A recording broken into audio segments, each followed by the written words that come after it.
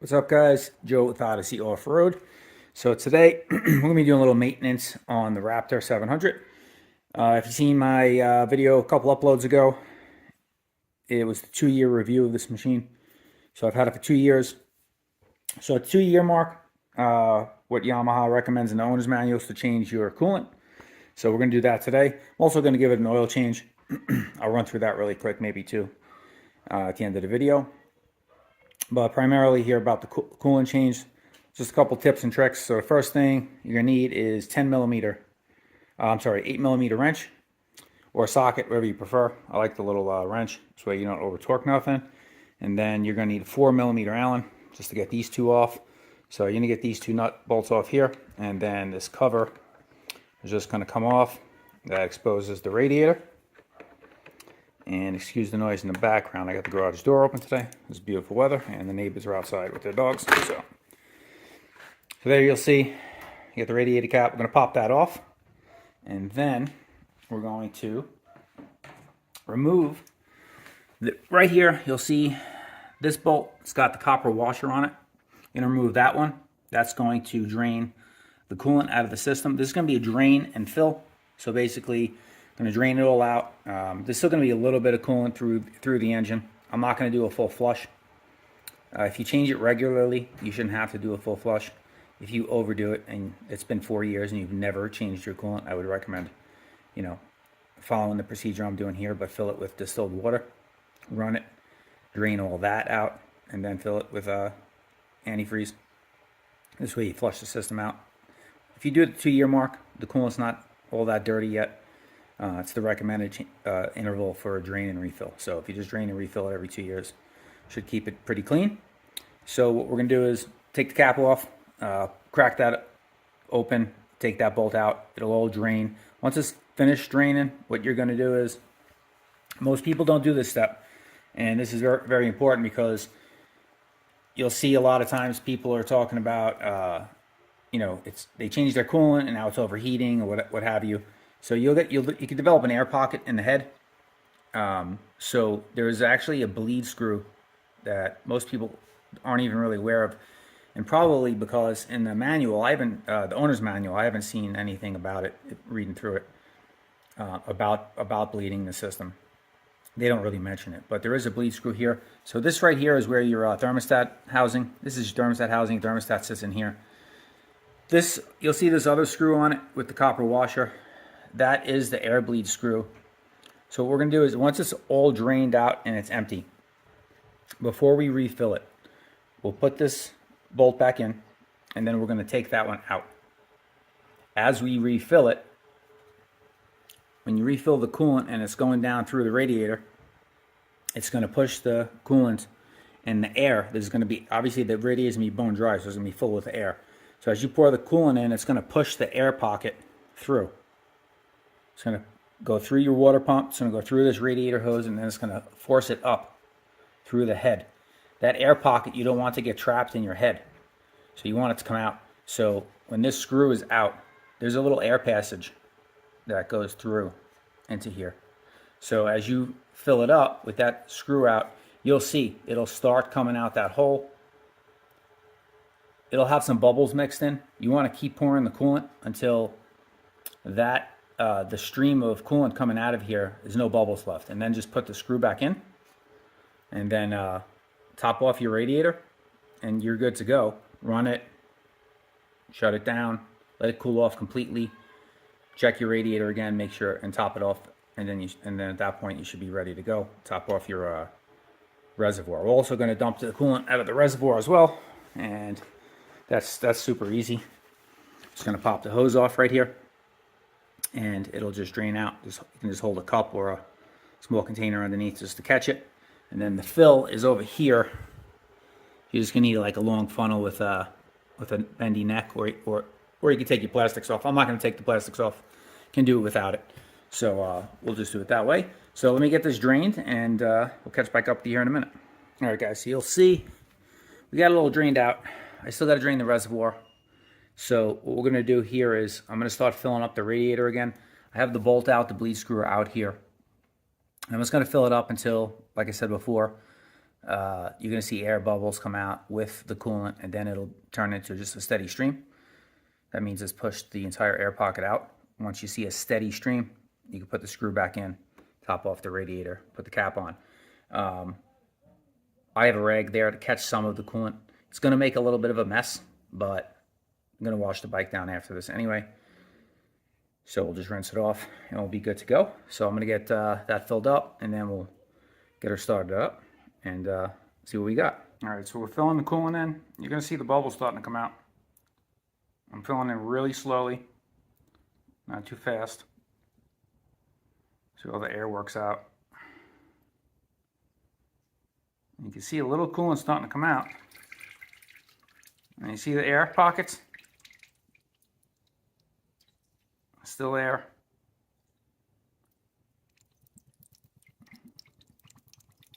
Still air.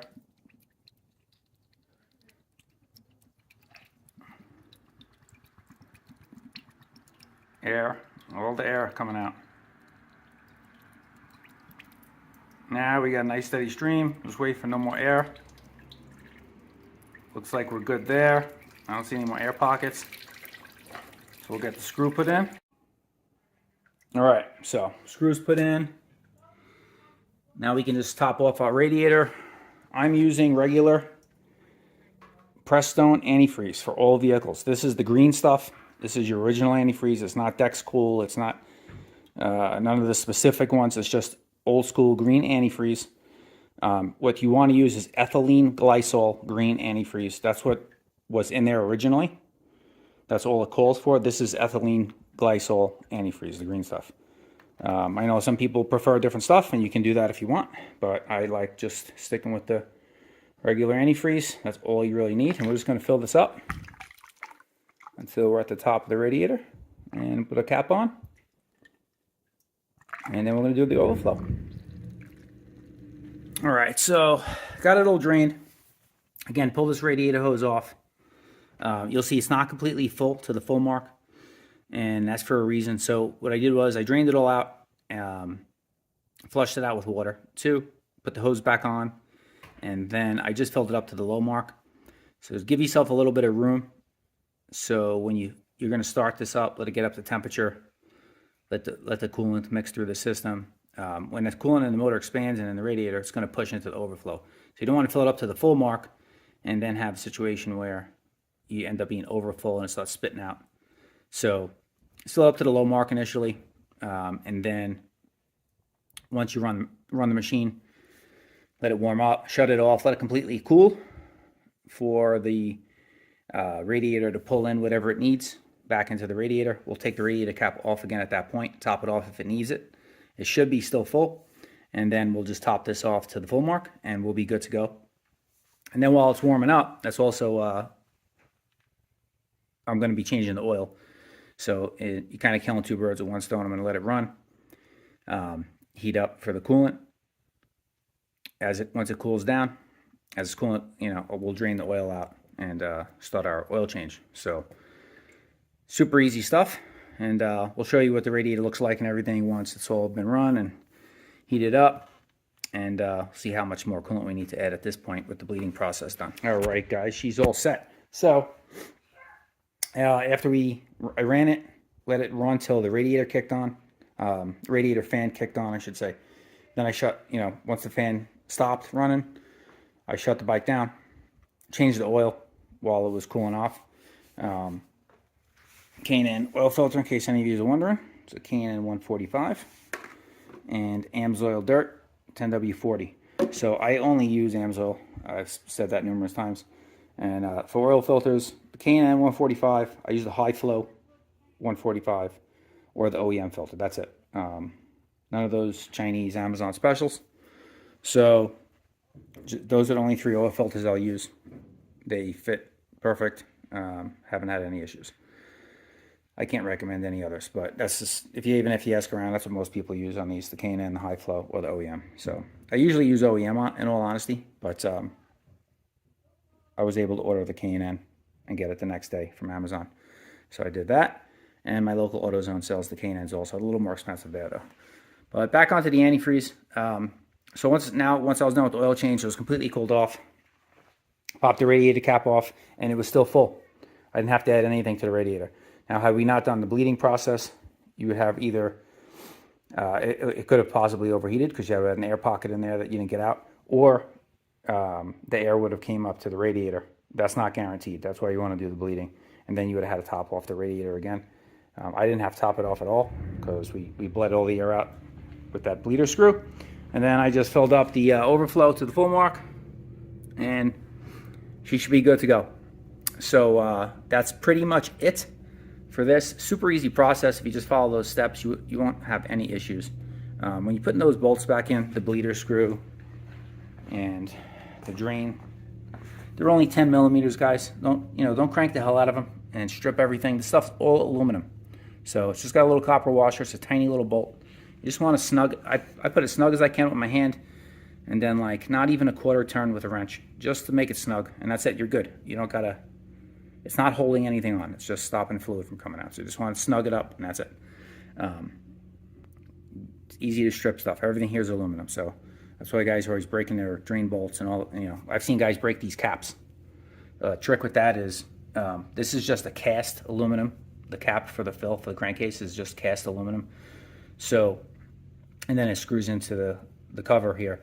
So what I do is when I wipe it all off clean, and then I'll put a little fresh coat of oil around the threads when I put it back in. This will prevent, it'll come out easier the next time. And even that, snug it as best you can with your fingers, finger tight, and then just a quarter turn with the ratchet. That's it. It's just got a little rubber O-ring on the bottom. You crank the hell out of it. This whole top part will just snap off, and it'll be flush. The plug will be flush in the case there, and you'll have to be drilling, tapping that out. So just snug everything up, guys. So that's about it with that. Hope this video helped somebody out there. Super easy process again, but a lot of people seem to have issues with their bikes overheating after they do a coolant change, and it's really probably because you have an air pocket trapped in there. Another good trick too is when you're filling it up, after you get that good stream coming out, and you're running it, give the radiator hose some squeezes, kind of works all the bubbles out.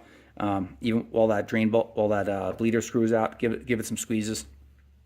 Kind of, if you have any air trapped in the lines or in the passages, it'll kind of push the air pocket out, and you shouldn't have any problems after that. Because I didn't even have to top off the radiator. So now we're good to go. I'm going to pull it outside, give it a good wash down. It is absolutely filthy. I got a lot of compliments on how clean the bike is, but man, it is gross, in my opinion.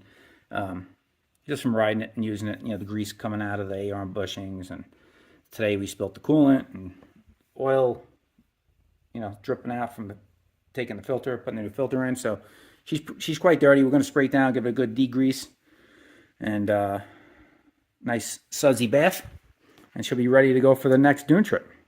So thanks for watching the video, guys. Smash the like button on your way out. Follow us on Instagram, Odyssey_offroad. And we'll see you on the next one.